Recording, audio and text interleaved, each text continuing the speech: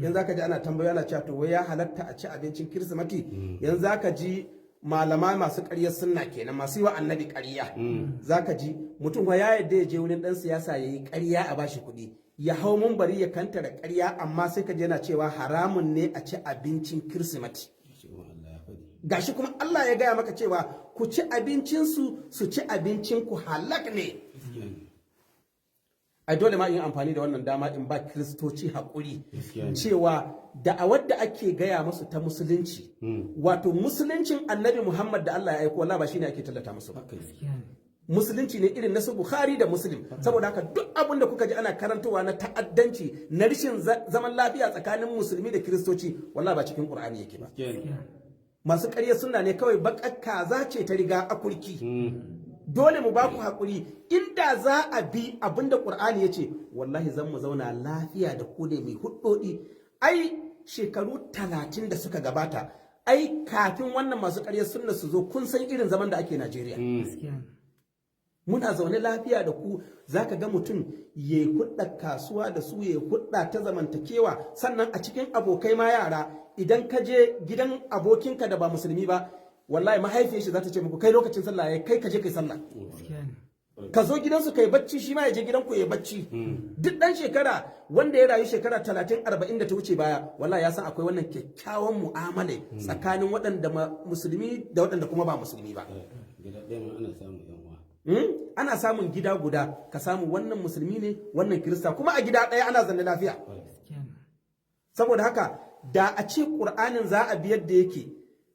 ka san ƙur'ani addinin musulunci ya zo da wasu abubuwa na halin musulmi guda 4 shi kuma kirista ƙur'ani ya bamu labarin yana da wasu hali su masu bin annabi isa Allah ya gama suna da wani hali guda 2 su musulmi Allah ya gaya maka wali ya afu wali yasfahu wato ku yi afuwa kuma ku yi rangwame shine kau da kai afuwa da rangwame sannan inna Allah ya amuru bil adli wal ihsani shine adalci da kyautatawa abubuwa guda 4 kenan shine afuwa rangwame adalci kyautatawa su kuma mabiya Isa Allah ya ce waje alana fi qulubil ladzina tabauhu ra'fatan wa rahama su kuma suna da tausayi suna da jin kai in aka ce ra'fa shine tausayi to yanzu da mai afuwa da rangwame da kuma wannan mai tausayi da mi da rangwame da rahama da jin kai ga ya mani ranar da za su bata kuma irin abun kunyar da su masu ƙarya sunan nan suke tafka mana billahi azimi kare bai ci saboda su ma kiristocin nan wa suna da bambanci na aƙida ba aƙidin su ɗaya ba amma ba za ka ga sun hito juna suna caccakan midiya ba a midiya kaji suna caccakan junansu ba za ka gani ba kwanan nan na karanta wata jarida Nigerian Quiris wadda aka buga 7 ga watan 12 din nan duka yau sati biyu da yinta shekara 2024 ta yi bayani kan wato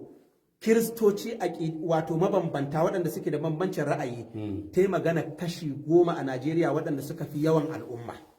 sai ta kawo guda 2 akwai Catholic ita a nan Najeriya suna da mabiya miliyan 23,500 sannan Anglican su kuma suna da mabiya su kuma miliyan 12 to kuma suna da bambanci su bangaren Catholic wato abinda suka yarda da shi jagoranci na Papa Roma